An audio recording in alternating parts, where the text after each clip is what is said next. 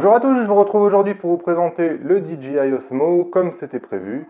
Donc je vous en avais parlé, je l'ai reçu. Je vais vous dire ce que j'en pense. DJI, pour ceux qui ne connaissent pas, c'est une marque très connue. Ils font des drones. Et les drones, quand ils montent, il y a énormément de vent, il y a énormément d'à-coups. On pilote pas toujours très doucement. C'est pas un avion, hein, c'est des objets très petits qui vont très très vite. Il y a des accélérations franches. Et si on veut arriver à faire des images qui soient propres, il faut arriver à stabiliser l'image. C'est le principe de cette caméra. Ils ont pris toute la technologie qu'ils avaient développée pour les drones et ils l'ont mis dans la caméra. Ça donne le DJI Osmo.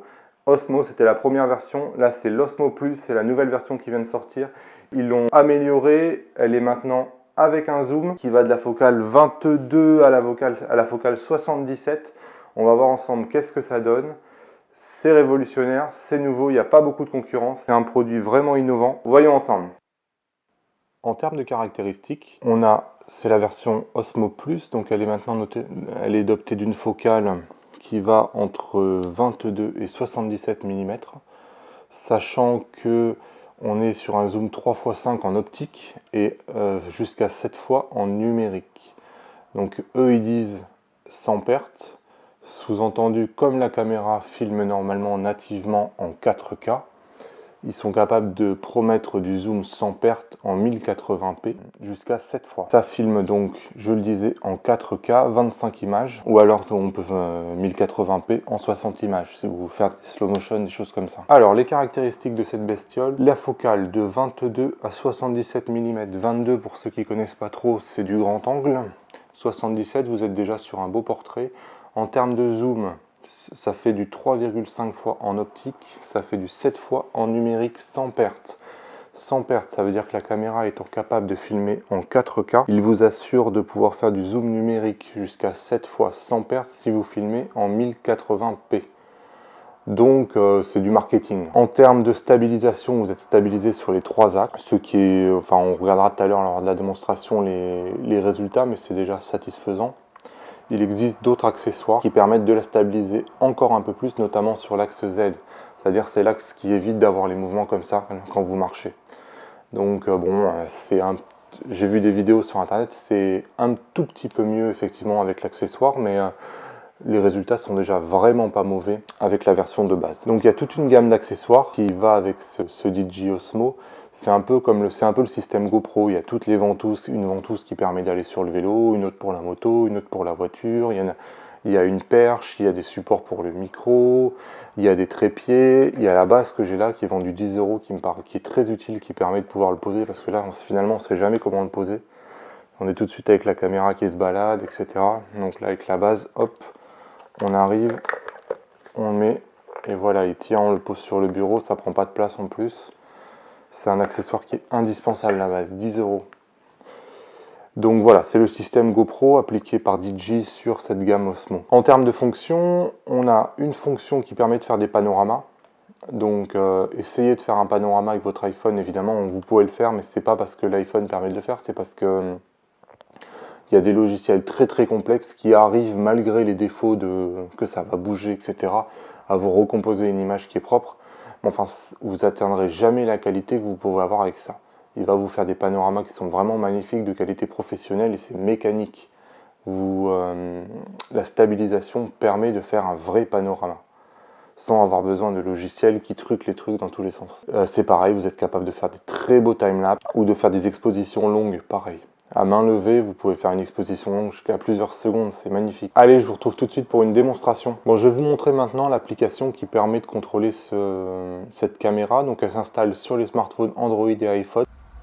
La gâchette permet, selon si on appuie une fois, si on la laisse appuyer, si on appuie une fois, 2 fois ou 3 fois, de faire des actions différentes en fait.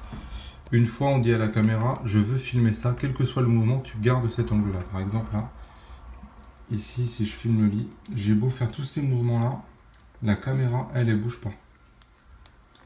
La nacelle va stabiliser le mouvement. Je sais pas si on le voit bien. On va regarder. Si j'appuie 3 fois, ça va faire un selfie. Voilà, là je vais vous montrer là. Si je laisse appuyer pour lui dire stabilise le mouvement,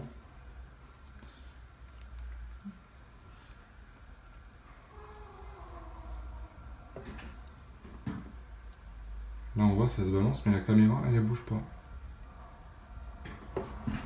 Si je fais 2 fois, hop, ils repartent tout droit. En termes d'application, il n'y a pas grand chose. Sur la gauche, sur la droite, vous allez trouver tous les paramètres. L'application, elle est bien faite. Ici, vous pouvez choisir entre le mode photo et le mode vidéo. Vous avez le choix ici de passer en slow motion si vous en avez envie. Ici, c'est pour régler les paramètres. Soit vous mettez en auto, en speed ou en manuel. Vous pouvez régler les ISO de 100 à 3200. La vitesse d'ouverture. Hop, on va mettre le focus plus loin. La vitesse d'ouverture que vous voulez. Et la correction d'exposition. Comme je le disais, donc on peut régler le focus, on peut lui dire tu fais le focus ici, ici, ici, où vous voulez. Vous pouvez aussi, si vous laissez appuyer sur l'application, contrôler la caméra. C'est pas mal pour faire des mouvements fluides.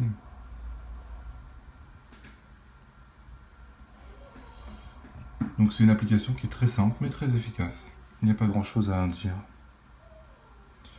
Et ensuite je vais vous montrer le zoom. On maintient appuyé la gâchette et sur le joystick on va faire en haut ou en bas selon qu'on veut zoomer. Donc là par exemple on va zoomer sur l'objectif ici.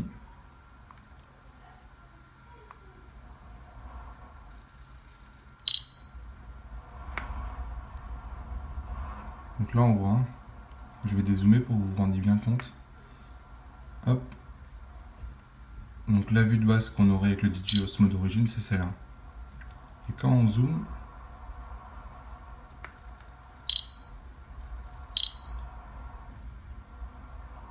voilà, là on est au maximum, on arrive à voir l'objectif quasiment en plein écran.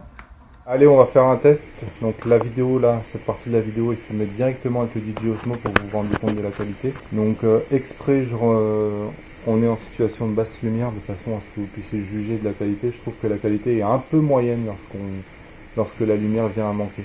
Donc là on est en ISO 3200, donc on est dans les situations les plus difficiles a priori que peut supporter le DJI Osmo. Bon, il y a quand même pas mal de lumière parce qu'il fait jour dehors, il y a une petite fenêtre dans le garage.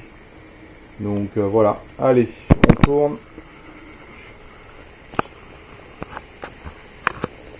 Donc on va bouger, je bouge beaucoup, je passe, hop, et vous allez voir, la stabilisation fait le boulot.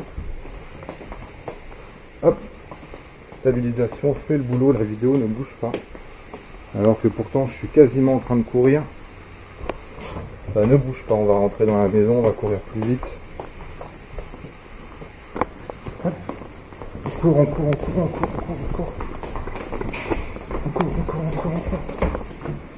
Et voilà. Donc à ce niveau-là, c'est vraiment une technologie que maîtrise DJI. C'est quelque chose qu'ils savent faire. Ils savent vraiment faire des nacelles stabilisantes. Je pense que sur ce point-là, on peut leur faire confiance. Ils sont encore en train, à mon avis, d'apprendre à faire des bonnes caméras. Au début, ils étaient partis en utilisant des nacelles qui étaient faites uniquement pour des GoPro. Donc ça va venir. Moi je trouve la qualité encore un peu limite. Mais pas de doute qu'ils vont évoluer sur ce point là. Donc la vidéo est faite sans micro-cravate. Elle est faite donc avec le micro interne du DJI Osmo. Vous allez pouvoir juger de la qualité. En général on entend le ventilateur. Donc on va voir si c'est le cas sur celle-là. Vous pourrez vous faire votre propre avis. Bon, on va regarder le zoom. Par exemple, zoom sur la boîte qui est là. On va zoomer.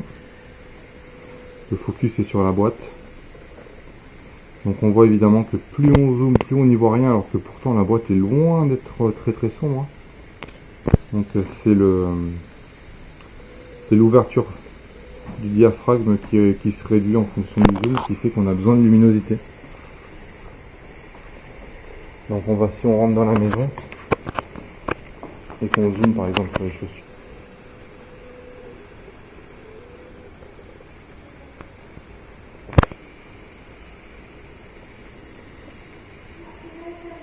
Je me rends compte que la qualité est quand même pas terrible, même en ayant fait le focus. Je vous laisse juger par vous-même. Allez, conclusion. Donc à mon sens, le plus gros défaut de cette caméra, c'est le son. Ils ont un vrai problème avec le ventilateur qui est à l'intérieur de la caméra. Ventilateur qu'on voit ici.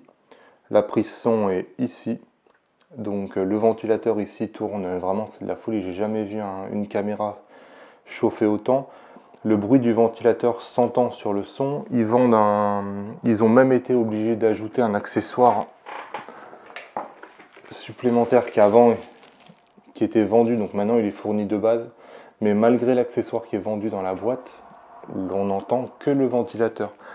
Quand on achète une caméra 750 € pour avoir une qualité professionnelle, on imagine le son et l'image. Ici, ce n'est pas le cas du tout. Donc ça vous oblige à utiliser soit un micro qui va venir en accessoire, mais il n'y a rien pour le monter, soit un micro-cravate comme j'ai ici qui va être branché en filière derrière, mais c'est pas très pratique. Il suffit que vous filmiez une scène en extérieur ou une scène avec plusieurs personnes, ça devient très très compliqué. Sachant que les accessoires vont venir se greffer ici à la place du smartphone. Donc il va falloir démonter cette partie-là, rajouter un accessoire ici. Et la partie smartphone viendra sur le deuxième accessoire. Ça donne des choses qui sont quand même assez compliquées et surtout assez onéreux parce que chaque accessoire revient assez cher. Indépendamment, il faut un accessoire pour ça, un accessoire pour ça, un accessoire pour venir dessus, une perche, un trépied, enfin ça devient vite la galère. Me concernant, j'ai été déçu par la qualité de la vidéo. C'est grosso modo à peu près la même qualité qu'un smartphone. C'est vrai qu'encore une fois, quand on achète 750 € un appareil photo, on peut s'attendre à une qualité un peu plus haut de gamme à mon sens que la qualité de cette caméra X3. DJI propose une caméra X5 qui est l'équivalent de ce que Panasonic met dans ses GH4. Donc là pour le coup c'est du vraiment très haut de gamme, mais le DJI Osmo avec la X5 fait plus de 2000, entre 2000 et 2500 €. C'est énorme. Donc à mon sens, c'est une nouvelle gamme de produits qui vient de naître. Je pense qu'elle n'est pas près de s'arrêter. Elle a vraiment de longues années devant elle, mais c'est une première version. Ça me paraît cher, 750 € pour sa première version. Moi, si j'étais vous, j'attendrais une version 2 ou une version 3 qui corrige à la fois le problème de ventilateur, qui améliore l'ergonomie, puisqu'aujourd'hui c'est un peu alambiqué, on est sans arrêt en train de devoir démonter, remonter des choses, et qui améliore la qualité de l'image. Je pense que maintenant, DJI vient de mettre dans son drone haut de gamme, le Inspire, une caméra avec un capteur 1 pouce. Je pense qu'on va voir la caméra du capteur 1 pouce arriver dans le DJI Osmo un jour ou l'autre. Donc voilà, pour l'instant il faut attendre, c'est un nouveau produit, il est pas mal. On a quand même une stabilisation qui permet enfin de faire des trucs d'une qualité semi-professionnelle pour des vlogs ou pour des vidéos quotidiennes. Mais ça demande encore des améliorations. J'ai hâte de tester ils viennent de sortir un nouveau produit qui est le DJI Mobile, ça vaut la moitié de ce prix-là. Et en fait ici, on a la nacelle, comme on a ici, mais au lieu d'ici d'avoir la caméra, on a l'emplacement pour le smartphone, et c'est le smartphone qui va vous filmer et qui va être stabilisé. Du coup, on a un produit 2 fois moins cher et qui, à mon avis, va être quasiment tout aussi efficace, sachant que j'ai trouvé un peu long aussi. L'appareillage, il faut mettre ton smartphone ici, il faut aller dans le menu réglage, il faut choisir le Wi-Fi, il faut attendre que l'appareillage se fasse entre le Wi-Fi et la caméra. Ensuite, il faut lancer l'application DJI Go, il faut attendre que l'application réagisse. L'application va recevoir le retour vidéo, il faut à peu près 1 minute. Moi, je pense qu'en ayant le smartphone directement ici et en filmant avec la caméra frontale du smartphone, on va gagner du temps et la qualité sera presque la même. Alors c'est sûr, pas beaucoup de smartphones aujourd'hui sont capables de faire de la 4K, surtout en frontal. Mais on a aujourd'hui du 720p, voire du 1080p. Allez, c'est fini les amis, je pense que vous l'avez remarqué, cette vidéo, et il y a eu pas mal de coupures, j'ai eu pas mal de problèmes. Je pensais pas la publier au départ, puis finalement j'ai décidé de la publier, j'ai pensé que ça pourrait intéresser quand même des gens. Donc voilà, je suis désolé, la prochaine sera mieux. Moi je vous dis à demain pour une nouvelle vidéo sur Parlons Photo. En attendant, bah écoutez, tu peux t'abonner en cliquant sur le bouton s'abonner et en cliquant sur la cloche pour être prévenu tous les jours des nouvelles vidéos. C'est gratuit et c'est facile. Allez, moi je te dis à demain. Ciao!